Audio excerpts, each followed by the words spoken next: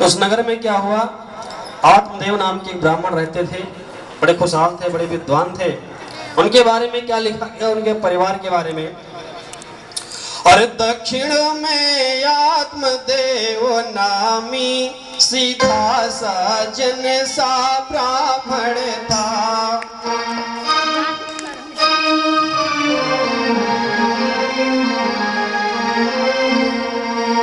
दक्षिण में आत्मदेव नामी सीधा सज्जन सा ब्राह्मण था।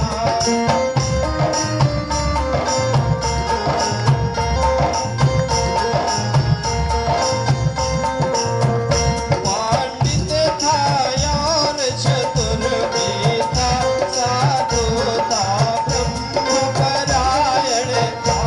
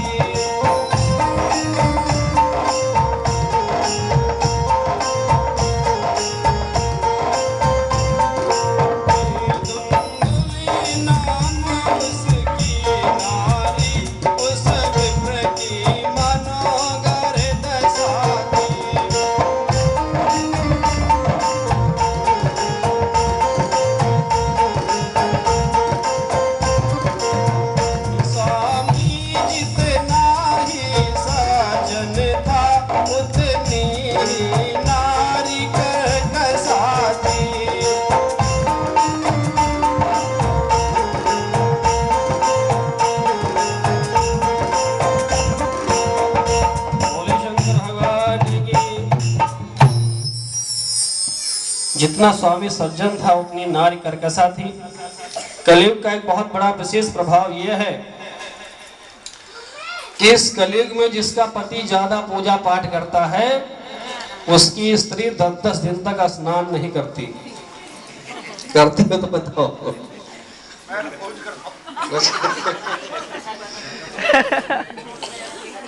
और जिसकी स्त्री ज्यादा पूजा पाठ करती है, ऐसा भी नहीं उल्टा भी होता है। बहुत सी स्त्रियां होती महीने में 20 दिन उनका व्रत होता है। कौन कौन सा? बृहस्पतिवार है, साईं व्रत है, मंगलवार हनुमान जी का व्रत है, कहीं कोई तेरस है, कोई पूर्णमासी है, कुछ है, कोई सप्तमी है, तमाम व्रत होता है। खाने की बचत होती है वो। तो जिसकी स्त्री ज्यादा पूजा पाठ करती है उसका पति समझ लो कि एक महीना स्नान नहीं करता, ना ही कपड़ा बदलता। नेताजी है हमारे ऐसे।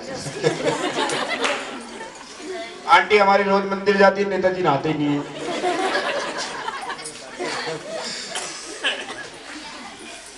ये कलयुग का प्रभाव है। लेकिन हम पिछली बार की कथा में बता चुके थे, अगर याद हो किसी को तो याद करिए, न याद हो तो एक बार थोड़ा सा बता दे रहे हैं। जिस घर में स्त्री पुरुष दोनों पूजा पाठ करते हैं ऐसा भी होता है, लेकिन ऐसा इक्का दुक्का ही मिलते हैं, ज्यादा नहीं मिलेंगे, कहीं इक्का दुक्का ही मिलेंगे। वो घर स्वर्ग के समान होता है और उस घर में संकट कभी आ ही नहीं सकता। उस घर में संकट कभी आ ही नहीं सकता। ऐसी कथा आपने पिछली बार सुनाई थी। संसार में कौन था ऐसा?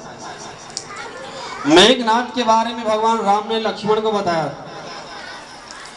जब मेघनाथ निकुंभला देवी के मंदिर में अपना यज्ञ कर रहा था और भगवान को बताया गया कि अगर यज्ञ पूरा हो गया तो रावण को मारना संभव हो जाएगा, मेघनाथ को कोई हरा नहीं पाएगा। लक्ष्मण जी तुरंत बड़े उतावले हो गए, भैया हमें आज्ञा दो, अभी जाकर के यज्ञ विध्वंस कर देते हैं और मेघनाथ को मार के अभी आते हैं। भगवान राम ने देखा लक्ष्मण बड़े उतावले हो रहे हैं, ऐसे इतना मारना आसान नहीं है, एक बार तो इनको शक्ति लगी चुकी है और फिर अगर उतावलेपन से जाएंगे तो मेघनाथ को हराना इतना आसान नहीं है जितना लोग समझते हैं। तो राम जी ने क्या कहा था लक्ष्मण से, सुन लो, पहले जब तुम्हें लड़ने जाना है उसके पहले उसके बारे में जान लो, मेघनाथ है कैसा, जैसा शत्रु होना चाहिए वैसी तैयारी होनी चाहिए, तभी जीत पाओगे, अन्यथा जितना असंभव है। क्या कहते हैं भगवान राम लक्ष्मण जी से कि आज्ञा देता हूं तुम्हें, अरे जाओ लड़ने भ्रात, लेकिन लड़ने से प्रथम ध्यान रहे यह बात, अरे घननाद साधु है, तपसी है, बलशाली है, बरदानी है,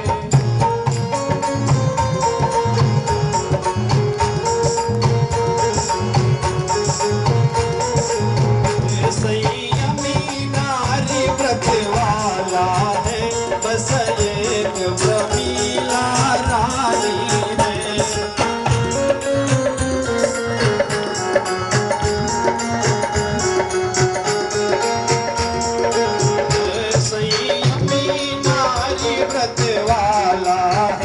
बस एक प्रमीला रानी है।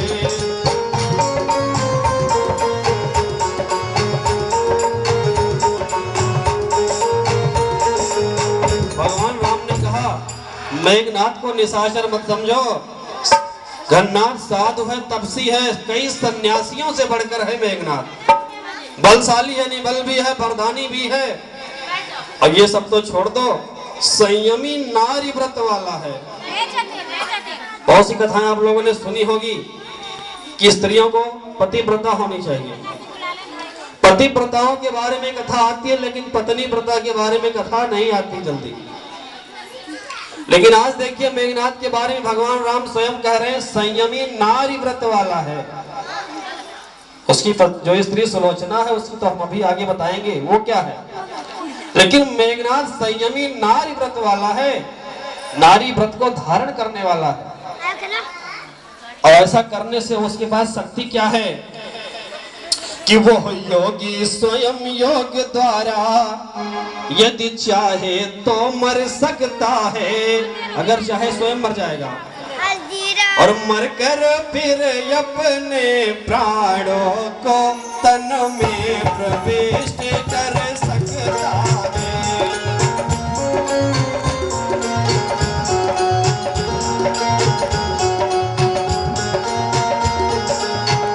मरकर फिर अपने प्राणों को तन में प्रविष्ट कर सकता है।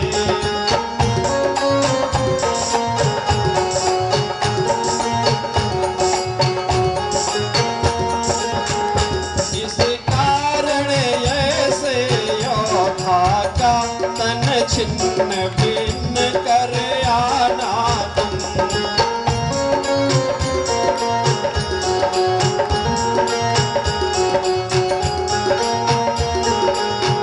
सर को हाथों ही हाथों में मेरे समीप ले आना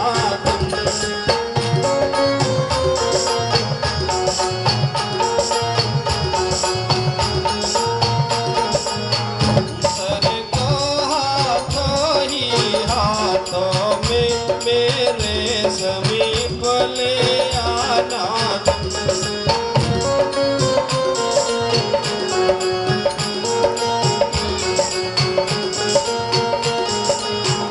बाकी सुन लो, इस कारण ऐसे योद्धा का तन छिन्न भिन्न यानी 1000 खंडों से काटना, छिन्न भिन्न हो जाए, शरीर के टुकड़े टुकड़े हो जाए। लेकिन याद रखना कि मेघनाथ का सर कटने के बाद में जमीन पर ना गिरने पाए, और जमीन पर गिरने से पहले जैसे उसका सर कटे, कटने के बाद तुम्हारे हाथ में आ जाए और बड़े आदर पूर्वक उस कटा हुआ सर को मेरे पास ले आना, जमीन में कहीं ना टच होने पाए। लक्ष्मण जी हक्के बक्के हो गए। मेघनाथ का कटा हुआ सर क्या करेंगे? वो तो निशाचर है, किसी मुर्दे का सर अयोध्या में राज दरबार में लगाने लायक भी तो नहीं होगा। कटा हुआ सर क्या करेंगे? भगवान राम ने कहा तुम नहीं समझोगे क्या करेंगे। अब कटा हुआ सर हाथों ही हाथों में मेरे पास लाने का कारण क्या है? उसका कारण उसकी पत्नी सुलोचना है, उसके बारे में सुनो। अरे वो सती प्रमीला सुलोचना जो मेघनाथ की नारी है,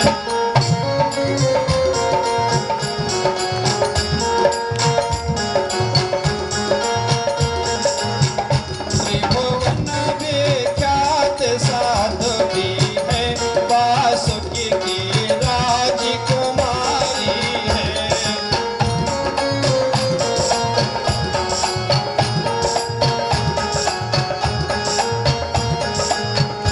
ऐसे सतवंती के आगे पति का सर भूमि पर जाएगा।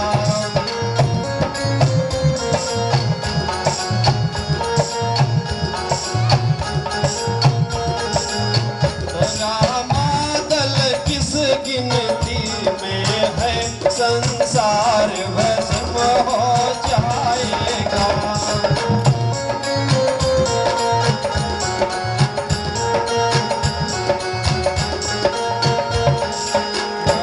रामादल किस गिनती में है, संसार भस्म हो जाएगा।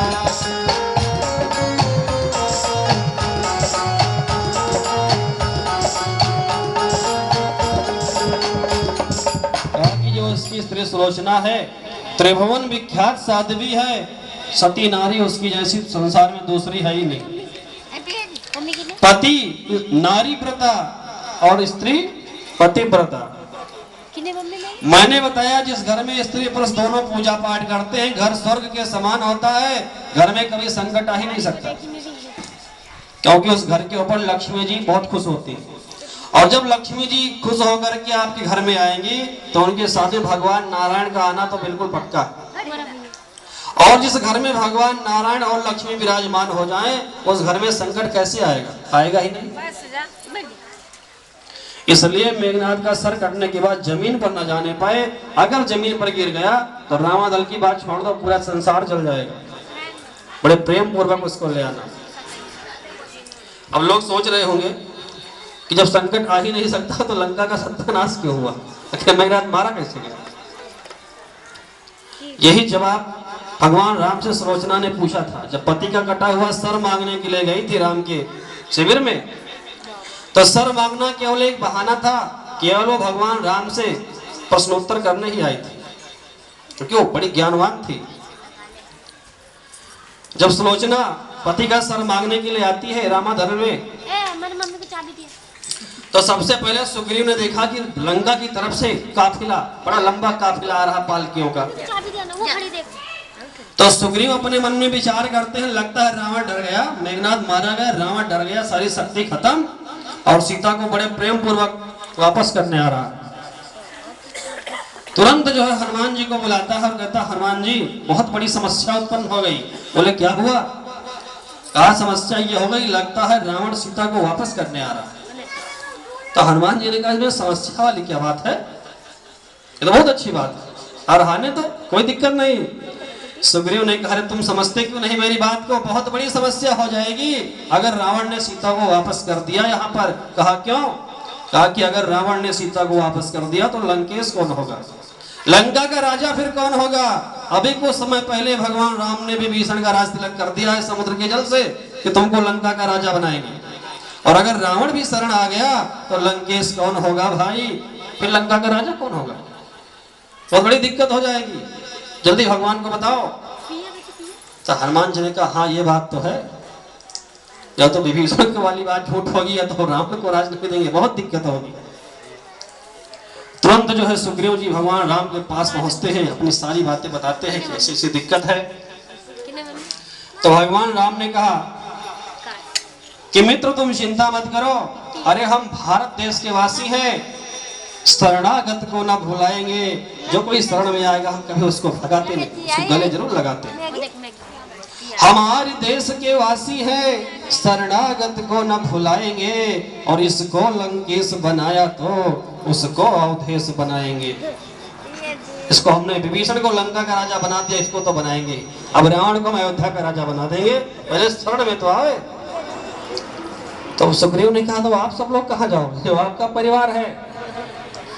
भगवान ने कहा चिंता मत करो, अब तक तो भाई फिरते थे वन वन में वनवासी होकर।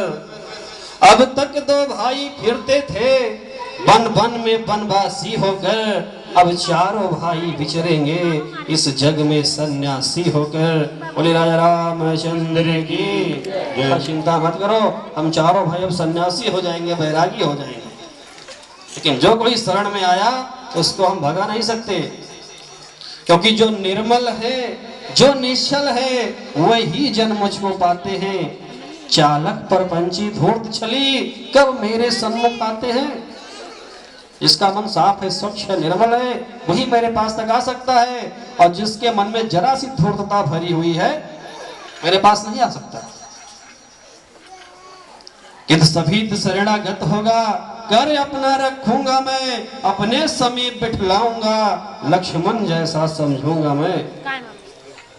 कोई दिक्कत वाली बात नहीं, आने दो, कम से कम रावण शरण में तो आ जाए। विभीषण जी एकदम शांत हो गए, सुग्रीव जी एकदम शांत हो गए। कहा महाराज जैसी आपकी इच्छा। भगवान राम की महिमा का गुणगान कर रहे हैं कि धन्य है प्रभु, कैसे ऊंचे ऊंचे विचार के मन में है। तब तक क्या हुआ, पालकियों का काफिला रामादल में पहुंच गया। पालकी उतरी तो पालकी में से क्या हुआ, सुलोचना उतरती है, मारे गुस्से में भरी हुई है। उतर करके भगवान राम के सीधा सामने पहुंची। रोकने की हिम्मत किसी के अंदर नहीं कि रोक दे, तो कभी मत जाओ।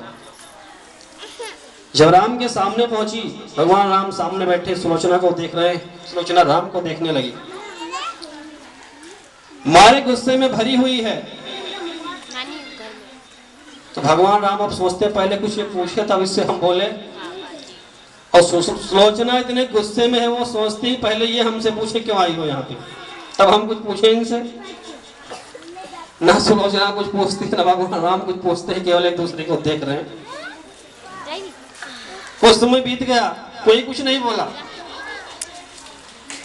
जब कुछ समय बीता तो सुलोचना ने सोचा मुझे बोलना ही पड़ेगा। तो कहा कि महाराज मैं लंका से चल करके यहाँ क्यों आई हूँ, मुझे आपसे कुछ सवाल जवाब करने हैं, और मेरी बातों का ठीक ठीक जवाब देना। भगवान राम ने कहा ठीक है, पूछो देवी, क्या पूछना चाहती हो।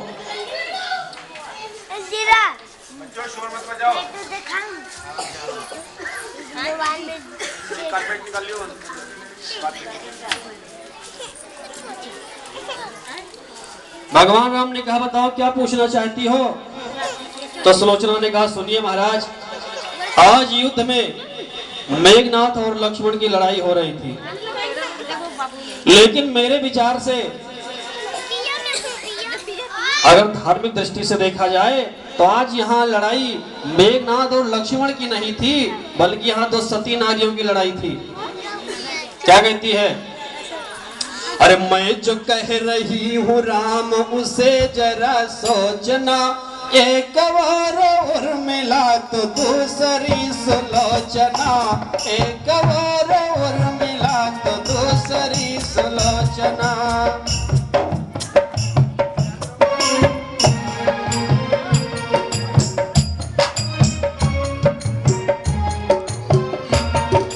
मैं जो कह रही हूँ राम उसे जरा सोचना, एक बार और मिला तो दूसरी सुलोचना, एक बार और मिला।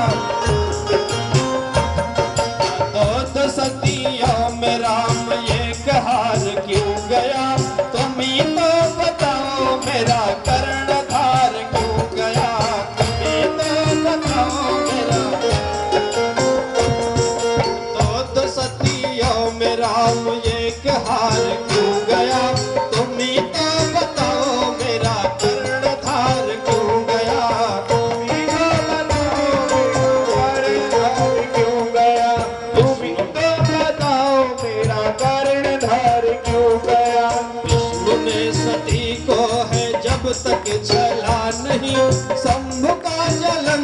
से ये कभी चला नहीं। विष्णु ने सती को है जब तक छला नहीं, शंभु का जलंधर से ये कभी चला नहीं।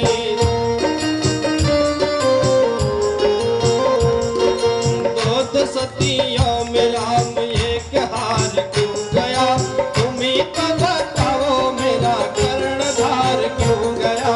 तुम ही तो बताओ मेरा कर्णधार क्यों गया, तुम ही तो बताओ मेरा कर्णधार क्यों गया। बोले शंकर भगवान की जय। कहा कि लड़ाई दो सती नारियों की थी, एक तरफ उर्मिला और दूसरी तरफ सुलोचना। दो सती नारियों की जब लड़ाई थी तो एक का सुहाग क्यों खो गया, उजड़ गया, उसका पति मारा गया, और दूसरे का सुहाग क्यों बच गया। महाराज मैंने सुन रखा कि जब तक किसी सती नारी का सतीत्व भंग नहीं होता, नष्ट नहीं होता, तब तक पति के ऊपर कोई आंच नहीं आती। ऐसी कथा भी आती है कि भगवान शंकर जालंधर को तब तक नहीं मार पाए थे जब तक कि उसकी स्त्री का सतीत्व भगवान नारायण ने भंग नहीं कर दिया। छला था मित्रविंद्रा को भगवान विष्णु ने, और जैसे सतीत्व भंग किया तैसे भगवान शंकर जालंधर को मार ले गए। तो सुलोचना कहती है महाराज मेरा तो सतीत्व भी नष्ट नहीं हुआ, फिर ये समस्या कैसे हुई, मेरा सुहाग क्यों उजड़ गया, उर्मिला का सुहाग क्यों बचा, इसका हमें जवाब दीजिए। अब भगवान राम निरुत्तर हुए, उत्तर नहीं उनके पास, इसका कारण क्या है। बहुत बड़ा प्रश्न पूछ लिया सुलोचना ने, लेकिन अब बताना तो है ही है, कुछ भी बताएं। तो भगवान राम कहते हैं कि हे देवी सुनो, ये संसार सागर है और जिसने भी इसमें जन्म लिया है सबको सुख भोगना है।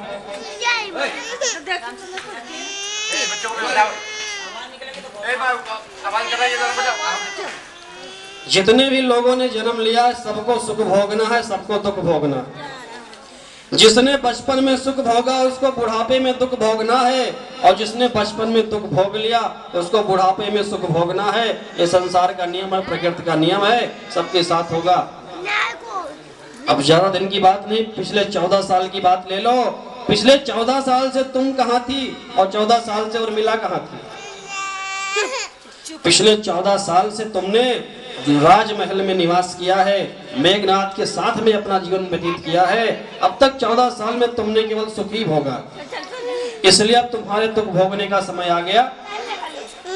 और 14 साल से उर्मिला की बात देख लो। उर्मिला को सोना छोड़ दीजिए, लेटना छोड़ दीजिए, 14 साल से दोनों पलकें एक में नहीं मिली हैं उर्मिला की। लक्ष्मण जी जिस दिन से बन आए हैं उस दिन से आंख उर्मिला की बंद ही नहीं हुई। सोने की तो बात ही छोड़ दीजिए, दोनों आंख पलकें एक में नहीं मिली, दिन रात केवल जाग रही है और खड़े खड़े लक्ष्मण जी का इंतजार कर रही है। तो इन 14 सालों से उर्मिला ने दुख भोगा है, अब उसके सुख भोगने का समय आया और तुम्हारे दुख भोगने का समय आया। यही कारण है कि आज मेघनाथ मारा गया और लक्ष्मण बच गए।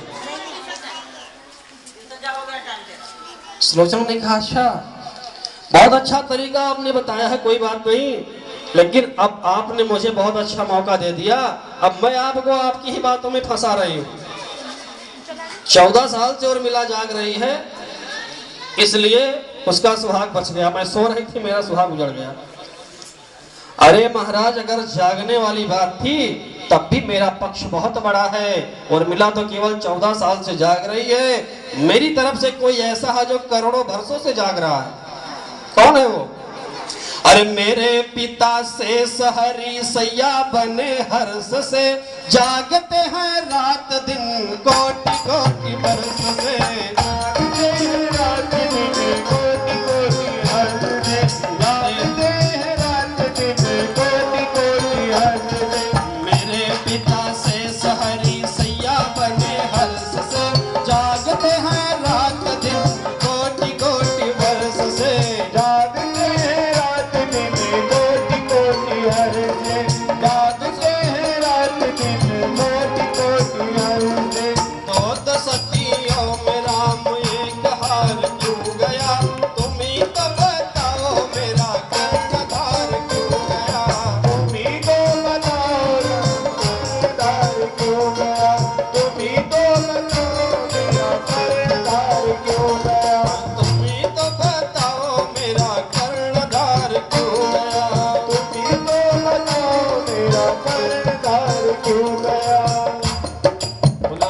जन रही।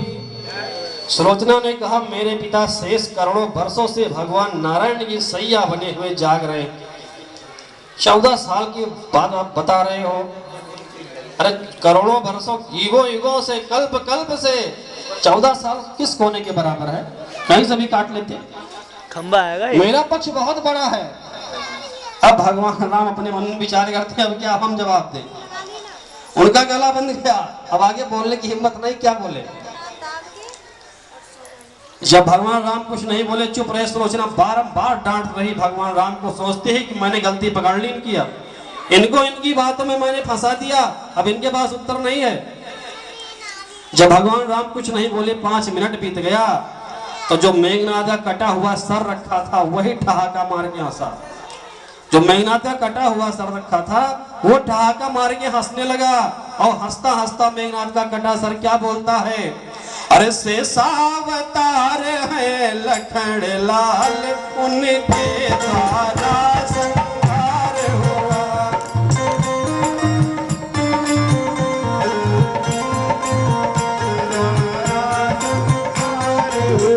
शेषावतार है लखन लाल, उनके द्वारा संहार हुआ।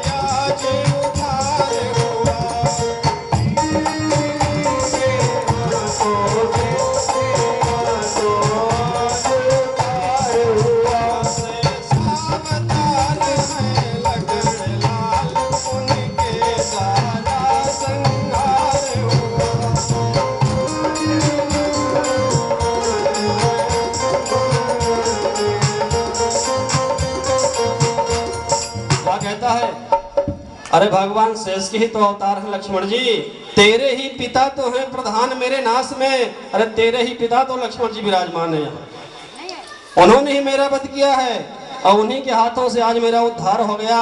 सुलोचना का माथा टनका, अरे मेरे पिता है लक्ष्मण है। घूम करके लक्ष्मण की तरफ देख रही है, क्या देखती है, लक्ष्मण जी रोते रोते, उनकी आंखों से इतना आंसू बह गया है। अब लिखने वाले तो बहुत कुछ लिख देते हैं, कहते हैं आंसुओं की नदियां वहां बहने लगी, लेकिन जो भी हो ये सब अतिशयोक्ति ही है। फिर भी लक्ष्मण जी रोते रोते एकदम अधीर हो गए और वहीं पर गिर पड़े थे सुलोचना का हाल देख करके, क्योंकि संसार की पहली घटना है, कोई भी ऐसा ससुर नहीं होगा जो अपने दामाद को मार करके बेटी को विधवा बनाया। लेकिन भगवान राम के परिवार में कितनी एकता है कि अपने भाई के लिए, अपने भाई के सुख के लिए, अपनी भाभी समान माता के सुख के लिए लक्ष्मण जी ने क्या किया, अपनी बेटी